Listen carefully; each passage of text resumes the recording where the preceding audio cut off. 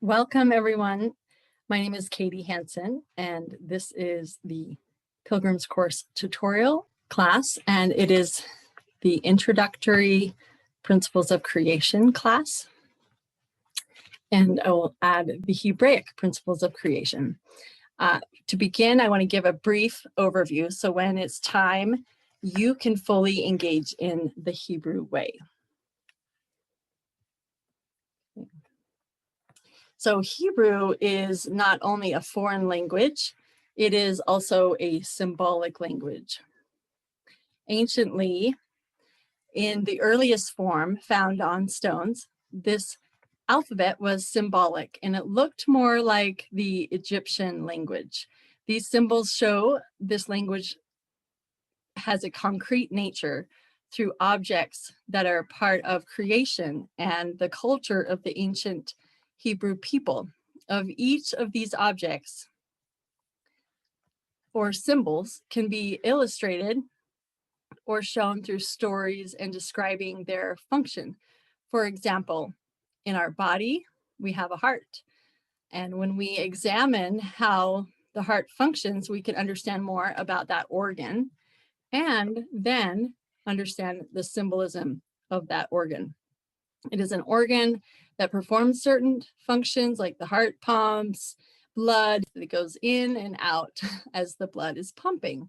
So it is a symbol because it represents feelings of compassion, the flow of emotions, or our thought and our intelligence mixed with our actions, and also the sincerity of our heart, to name a few. Each of these ancient Hebraic symbols are pictographs or symbols which are concrete objects of creation or that are in and a part of creation, which have a function in life, and they can represent an abundant amount of meanings. And here are a few of them. We have the ox head and the door and the foot walking, the arm and the hand, and the sun at horizon. Now, over a 1500, 2000 year period, this language transformed into what we know today as the modern Hebrew alphabet. And these letters or symbols appear more abstract and do not show how they represent a concrete object in the culture of the original Hebrew people. But when we consider the modern letters or original symbol in connection with the ancient pictographs, let's go back. Oops. Okay, when we consider them in connection with the ancient pictographs, we can then see these modern letter symbols one and the same with the concrete meanings of their original version. Okay, now let's add another layer. In the modern foreign language, each of these alphabet letters are used for the Hebrew numerical system. So when you speak Hebrew, you also use the language as the number system. So not only do they hold a concrete original symbol, these letters can hold a concrete original symbol, but they also represent a number. And just a little hint, this is how you can find biblical numbers in the scriptures. And during my unique and original study, I had a hypothesis come to my mind and heart to add the geometric shapes to each number.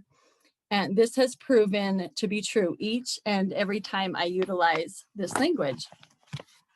And in my experience and understanding, the shape can be replaced for the number or the ancient symbol or for the modern letter. They all represent the same meaning and the same meanings which have been found by the learner. And here's an example of how I have been taught Hebrew when I see shapes in buildings and architecture. I understand the original number and modern letter and ancient alphabet, ancient symbolic pictographs. And as I have added the new layers on, I can be taught Hebrew while I'm sitting in a very instructive place. That's one of my houses of worship. And there is symbolism so that God's language of symbolism can be taught through the Spirit to my heart everywhere in these buildings, in these architecture that they use. So in this class, we will examine the symbolic Hebrew aspects of the circle pattern I found in the Bible, and later connected it as an additional meaning of the ancient Hebrew sun at horizon. And that's this one, number 100. It's circled in red. So the next thing that I need to introduce to you is about learning this symbolic Hebrew way is not like learning in our Western Greek educational system where the teacher is a teller and a lecturer. It's not. Learning in the Hebrew way follows the ways of the East or the Orient. And these two ways illustrate the East way and the West way. And they show us two entirely different cultures.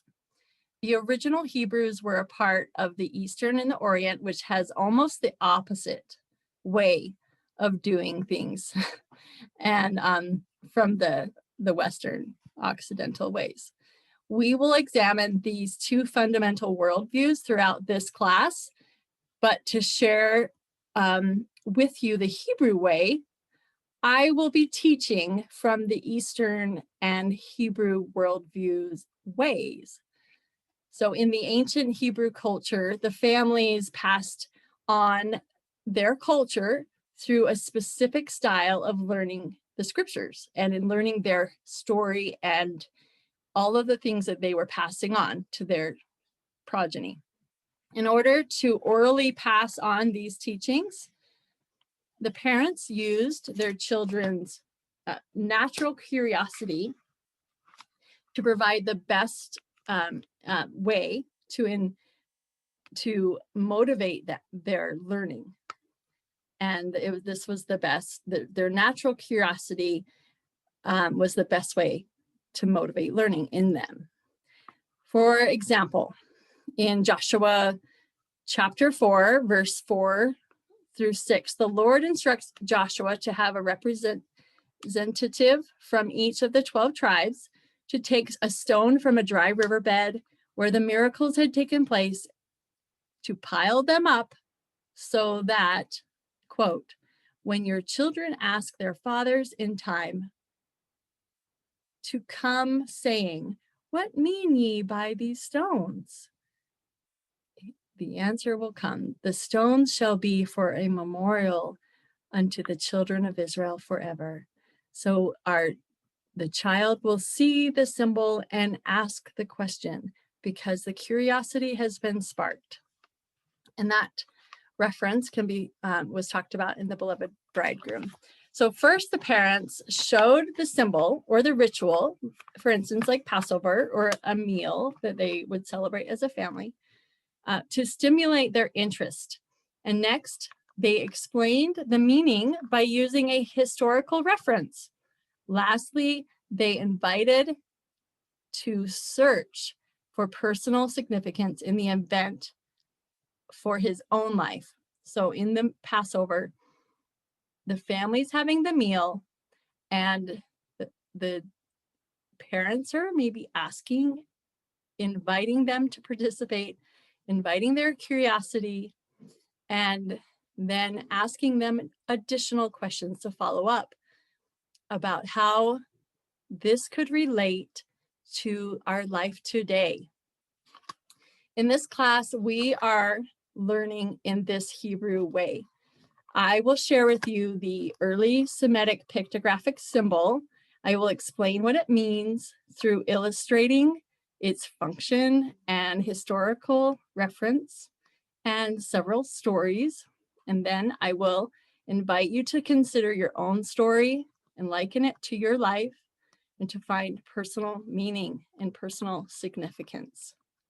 To do this, I will explain the basic skills that I'm inviting you to use to go through this process and to follow this process I've explained so that you can see and learn in this Hebrew way.